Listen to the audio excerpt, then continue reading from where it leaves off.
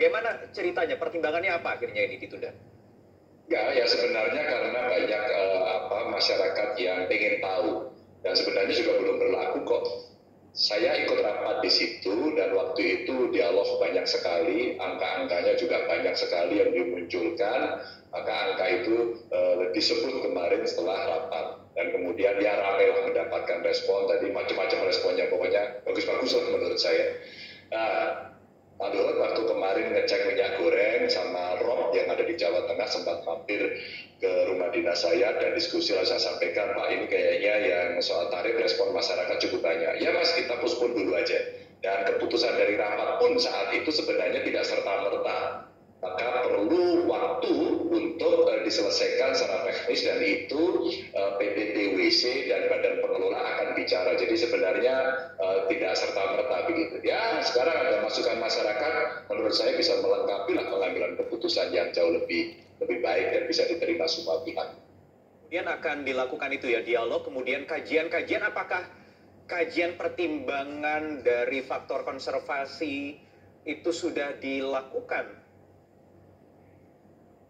Oh ya, sebenarnya yang kita bicarakan jauh lebih komprehensif, tidak hanya instrumen harga untuk orang bisa naik ke candi. Yang pertama penataan candi secara keseluruhan, bahkan penataan yang di luar kawasan, dan itu yang Pak Presiden menyampaikan sebagai salah satu destinasi prioritas ya. Dan kemudian seluruh kementerian terkait terjun langsung sekarang diperbaiki dan bagus menurut saya. Tapi kan tidak cukup. Sampahnya dikelola, bangunannya dikelola, sistem transportasinya yang kemarin diuji cobakan, INKA masuk, terus kemudian disiapkan tempat untuk orang menggunakan kendaraan elektronik, artinya chargernya yang ada di sana disiapkan, SPKLN dari PLN, disiapin semuanya. Nah, antara lain kemudian diskusinya bagaimana kita merawat candi ini agar kemudian tidak masif, tidak rusak, dan saya kira di gambar itu sedang dijelaskan dengan baik kerusakan-kerusakan yang ada. Maka diskusinya muncul panjang sekali dari seluruh pengaturan itu, termasuk bagaimana kita membatasi orang yang naik. Tentu ada yang setuju, ada yang tidak. Karena ilmunya saya kira mesti dibagi. Arkeolog bagaimana, yang ekonomi bagaimana, yang pengen teknik bagaimana, ya. Bahkan kita kemarin di dalam rapat itu diputuskan siapapun yang naik harus dengan guide agar kemudian menjadi manfaat. Kan ada orang yang naik terus kemudian ini kan bebas bisa naik leluasa begitu kan ya. Jadi nanti akan dipandu oleh tour guide begitu. Tetapi kajian lintas studi ini sudah sampai mana? Sampai kemudian muncul angka Rp750.000 itu. Oh, kalau angkanya sih dari awal macam-macam. Ada orang punya kepentingan, iyalah harus dikonservasi maka kita harus mahal. Pernah muncul angka 3 juta ya, terus kemudian pernah muncul angka 1 juta, sampai kemudian angka 750. Untuk yang asing itu ada $100 gitu ya. Kalau angka-angkanya banyak. Sampai di mana saya kira TWC dan Badan Pengelola yang akan membicarakan itu secara detail begitu ya. Karena kami dari Pemprov ini kebetulan tidak mengelola secara langsung, tapi karena saya ikut di dalam rapat itu, ya sedikit ngerti lah ceritanya yang ada di sana. Dan kesepakatannya sekali lagi, pada saat akhir rapat itu, Dirut TWC menyampaikan izin Pak Menko, kami akan bicara dulu dengan Badan Pengelola, dan saya kira itu yang bagus begitu ya.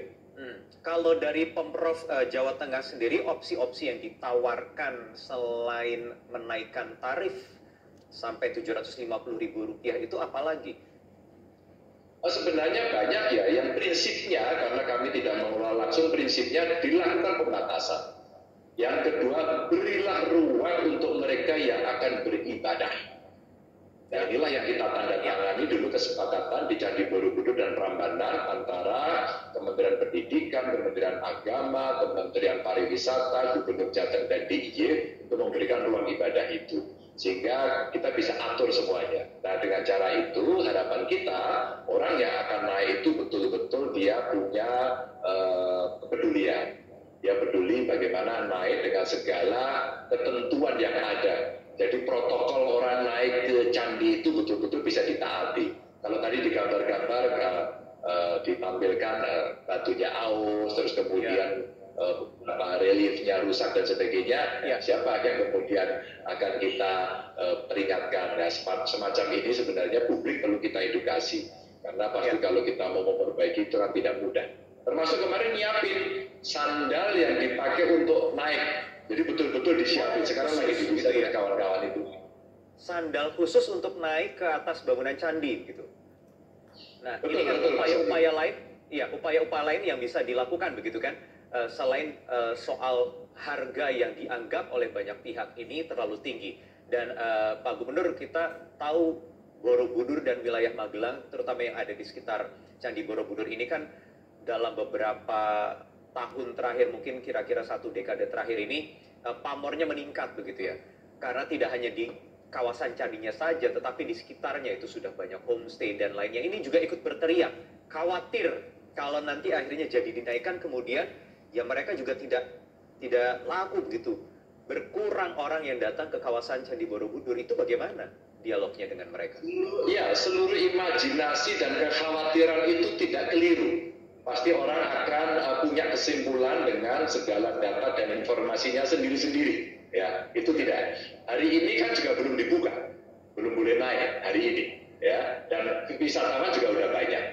Ya, candinya kawasan sudah dibuka. Bahkan kemarin saya ke salah satu homestay yang pernah saya mendampingi Pak Wapres datang ke sana. Saya kemarin datang ke sana. Beliau sampaikan ini tidak datang ke candi loh ya, dia datang ke kawasannya saja. Pengelolanya mengatakan Pak Gubernur sampai akhir bulan juga full ibu. Ini candinya belum dibuka loh. Jadi artinya warga tidak perlu takut bahwa kemudian perlu bicara. Beberapa tadi yang diwawancarai termasuk saya sampaikan, bro, Anda ngobrol aja dulu, ketemu dulu, ngobrol sama pengelola DWC. Kalau enggak, semua nanti diskusi sendiri, terus kemudian menyimpulkan sendiri dan memutuskan sendiri, terus kemudian menjadi kecemasan publik. Nah, ketika kemarin Pak Lut menyampaikan udah Pak Gubernur dipospon dulu, menurut saya bagus, maka saya sampaikan pada publik gitu ya.